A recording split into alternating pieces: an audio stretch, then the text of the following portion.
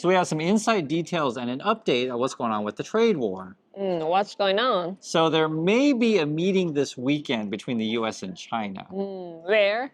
In Switzerland, of all places. So not in USA and not in China, it's in Switzerland. But there's some really crazy details about the meeting. Scott Bessent just revealed in an interview over on Fox. Did they plan this meeting ahead of time or not? Or is the USA party crashing? Okay. So this is how they portrayed it. Now, earlier today, you said that we hadn't had negotiations with China. Now you're 2 days away from getting on a plane. And I know you've been working around the clock, but what changed? What was the catalyst for this? Well, Laura, we haven't had negotiations. And first, thanks for having me on the show. The world has been coming to the U.S., and China has been the missing piece. I was going to be in Switzerland to negotiate with the Swiss. Turns out the Chinese team is traveling through Europe, and they will be in Switzerland also. So we will meet on Saturday and Sunday. And, look, we have shared interest that this isn't sustainable, as I said before, especially on the Chinese side. And, 145%, 125% is the equivalent of an embargo. We don't want to decouple. What we want is fair trade. But who made the first call? Like in a dating world, like who makes the first call here today? There are lots of calls, Laura, is that there isn't a first call. There are a lot of contact points. They said like, well, China just happened to be in Europe and we just happened to be in Europe and we just both happened to be in Switzerland at the same time. And they're like, hey, why don't we like hang out? And they're like, yo, let's hang out. So it wasn't. No, it's not gonna work like that. I mean, that's how they portrayed it. So it wasn't like they call them on the phone and say time to meet kind of thing. I don't know. So one way you could paint this, and it depends how you want to read it, is that China already had trips scheduled and that USA tried to get into their calendar.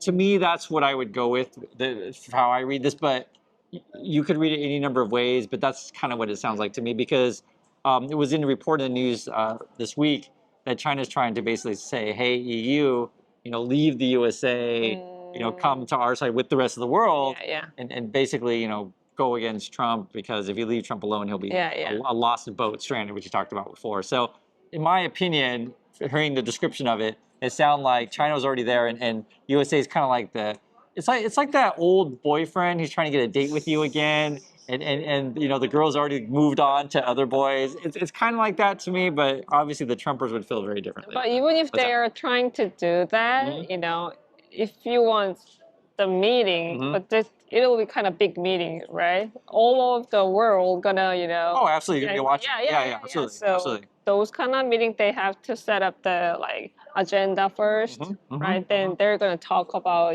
what we are gonna talk about. They have to set up the list first. Yeah, so this is a big thing about these kind of meetings. So one is China would have to agree, do we even take the meeting? Do we even pick up the phone? Yeah. So someone made a joke, it's a joke. Not pick up the phone is there, you open the door.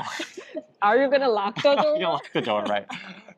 Well, okay, so one would be if someone knocks, are you going to answer the door, right? Because the phone call's even out of the question. Yeah. But I was going to say that the joke has been lately, it's a joke, is that Trump has been calling up Xi, and all Trump is getting is the answer machine, and the answer machine is just playing Obama speeches.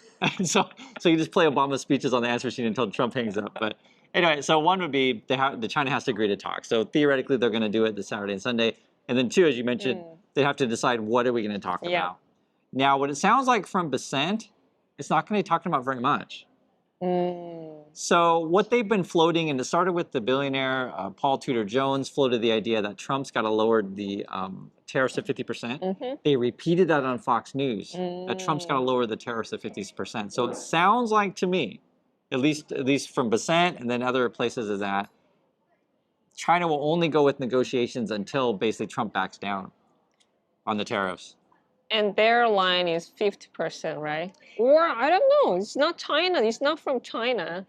It's from the, Well, it could be from Wall Street. USA, yeah. But what do you mean? Whose line? What do you mean? The 50%, the number is not right. from China's China. not saying that. China's not saying that. But I'm saying that's been floating out there right now. Or maybe you could certainly make the case that USA is floating out there. It's a White House plan. That we'll drop it to 50. And would you talk? Yeah, and then would you talk? But either way you look at this, China's like, we're not budging. You're gonna have to make cuts to this to your tariffs, or we're not coming to the table. That's what's because even Basen's like, we're only gonna talk about de-escalation, so not really. So that's a big deal with this stuff. Other thing that's going on as well is Basen had these weird things that he was saying about like, well, guys, look how awesome Trump is because India and the UK, what are they doing? Start talking, they, because of Trump, other big countries start talking. Yeah, and they try to act like that's a positive thing. Yeah. Really weird. Isn't that weird? Really weird. So I guess the argument is that you're saying is, okay, so I'm the ex-boyfriend, I broke up with the girlfriend's now talking to all these other boys, and then therefore that's good for me? Like It's just, for my example is in the class, one bully boy, he hit up like all the other friends, and other friends just like parents start talking each other. Should we kick them out, kick him out, something like that. It is kind of like that, right? When basically one kid pisses off all the other kids, and then the parents are like, let's just kick that kid out, and the kid referring to is the Twitter toddler Trump. Other thing that's going on as well is everything, and this is sort of why, because I was talking to Egypt, why we have to go over this stuff, is whenever you see Fox News or people on the MAGA, they just act like Trump's this master negotiator, and then everything that he does is winning. Like, do you feel like we're winning? Smarter than Wall Street market, right? Yeah, and it's kind of I get that. I understand the argument. The argument is that Trump is so smart that no one can understand his plan. But what? To be fair, his friend made money from the market. And him.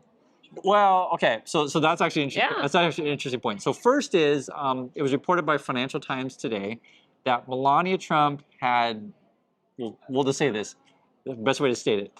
People had the Melania coin before it went public, made a whole bunch of money. Okay, whether or not that's her friends, who knows? But it's clearly some sort of insider trading. And there's also been the same situation with the Trump. And they even asked him about the insider trading stuff, being his like crypto stuff. And he just says, they said, do you make money off being president?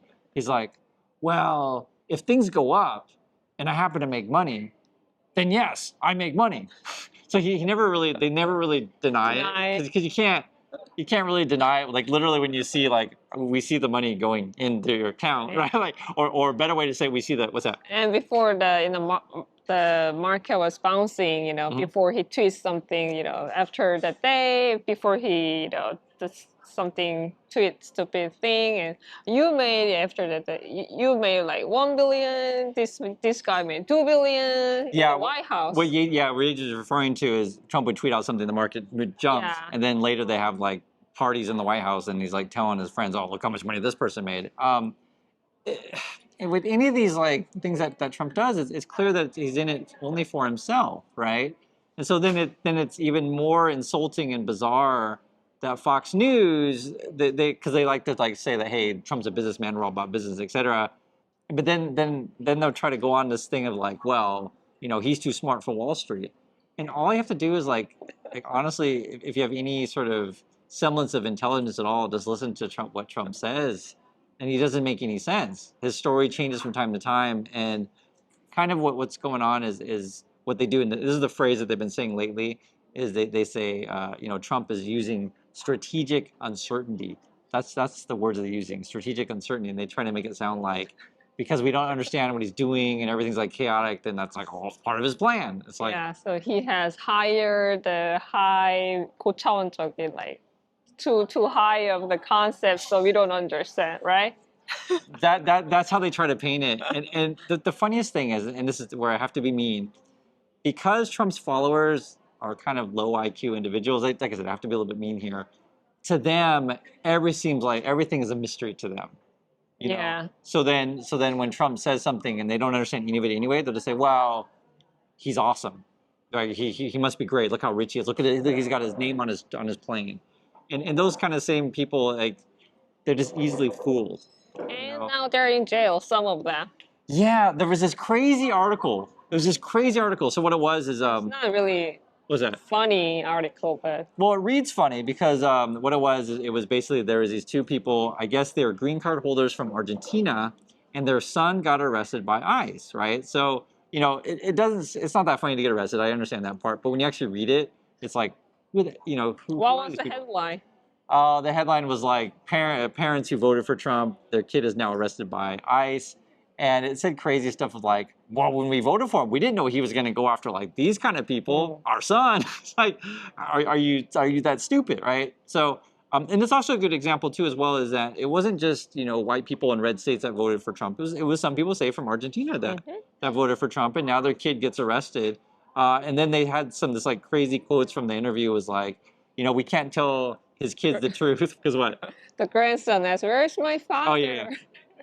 And they're like, they can't tell the truth because their dad's in jail. Yeah. It's like, the whole interview was like so ridiculous, but that's the kind of world that we're in, where, you know, people get so easily fooled by Trump, and you have to be honest about this stuff. There's people out there who are fooled really easily.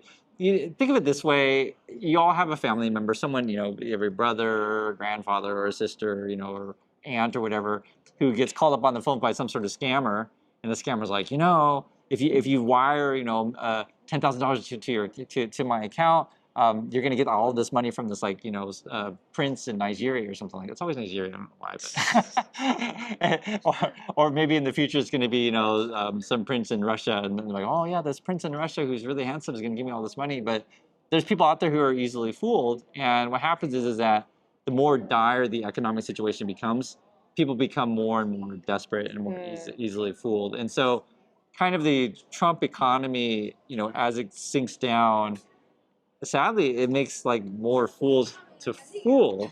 And so, like, how do you get out of this downward spiral?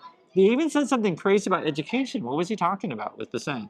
So they even, you know, fired all education department, right? Right. But he said, you'll get better education, you'll get better something, but how? By AI teacher? Yeah, and it was funny because when we watched this part of the interview, and if you want to watch it, Cam was telling you about it. You know, Yeji Media is like, what are these people talking about? Like you literally said they were lying, right? Yeah. Yeah, and I even asked, does the Yoon people do that? And it's like, His young people means in our, you know, the ex-president. yeah, in Korea that would be equivalent to like a Trump kind of Yeah. people. Yeah, impeached president. I mean, the kind of stuff they get away with on Fox News. So, because if you guys don't know, I used to work in the Korean radio here in Busan, and our station would get fined if we just make up lies. They actually have very strict broadcasting rules in Korea. It's different in USA. I guess you can just freely lie. For me, that's a major problem, and in my opinion, our laws should change on that. Because see, the issue we run into is like they're going to claim free speech, but like when you But just now I see it's not about free speech. If you tell the truth, and you're fired. oh, you mean on Fox? Yeah. Yeah, they don't like it if you tell the truth over there. It is a major challenge, but that's the USA. So just want to give you an update on the trade talks. I'd like to hear your thoughts on this one, and I'll catch you all in the next video. So bye. Bye.